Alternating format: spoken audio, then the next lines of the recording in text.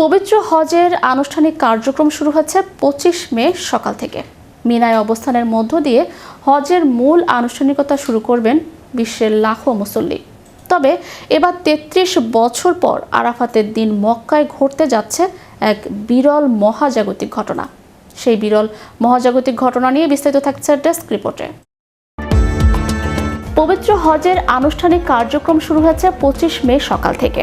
মিনায় অবস্থানের মধ্য দিয়ে হজের মূল আনুষ্ঠানিকতা শুরু করবেন বিশ্বের লাখো মুসল্লি। তবে এবার ৩৩ বছর পর আরাফাতের দিন মক্কায় ঘটতে যাচ্ছে এক বিরল মহাজাগতিক ঘটনা। লাব্বাইক আল্লাহুম্মা লাব্বাইক, লাব্বাইক লা শারিকা লাহ লাব্বাইক। ইসলামিক ক্যালেন্ডারের অন্যতম পবিত্র দিন আরাফাতের দিন। এবার এই দিনে ঘটতে যাচ্ছে এক বিরল জ্যোতির্বৈজ্ঞানিক ঘটনা।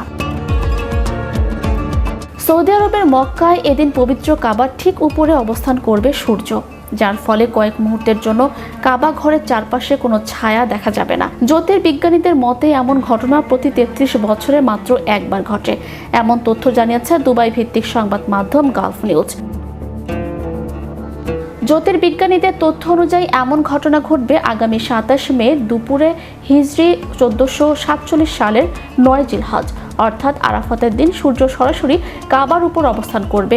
ওই মুহূর্তে মক্কায় ছায়া পুরোপুরি অদৃশ্য হয়ে যাবে। ভৌগোলিক অবস্থানের কারণে সাধারণত প্রতি বছর দুবার কাবার উপর সূর্য সরাসরি অবস্থান করে। মক্কার অবস্থান উত্তর অক্ষাংশের প্রায় ২১.৪ ডিগ্রিতে হয়। সূর্য যখন নিরক্ষরেখা ও কর্কট ক্রান্তির মধ্যে চলাচল করে তখন এ ঘটনা ঘটে।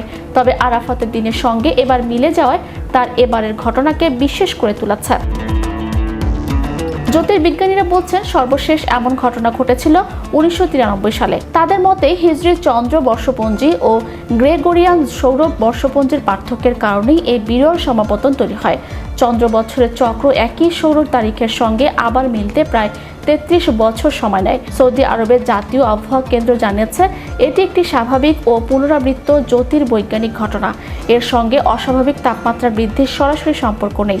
এছাড়া আবহাওয়া কেবল সূর্যের অবস্থানের উপর নির্ভর করে না। আর্দ্রতা, মেঘের উপস্থিতি, বাতাসের গতি এবং বায়ু প্রবাহের মতো বিভিন্ন জলবায়ুগত উপাদান তাপমাত্রা নির্ধারণে ভূমিকা রাখে। জাতীয় আবহাওয়া কেন্দ্রের মুখপাত্র হোসেন আল কাহাতানি জানান, এ ধরনের ঘটনা প্রতি বছরই জ্যোতির্বৈজ্ঞানিক পর্যবেক্ষণের অংশ হিসেবে নজরদারিতে করা হয়। এই ঘটনাকে ঘিরে রেকর্ড গরমে যে দাবি করা হচ্ছে তা বৈজ্ঞানিকভাবে ব্যাখ্যা প্রয়োজন রয়েছে বলে মন্তব্য করেন তিনি। Channel Europe news desk.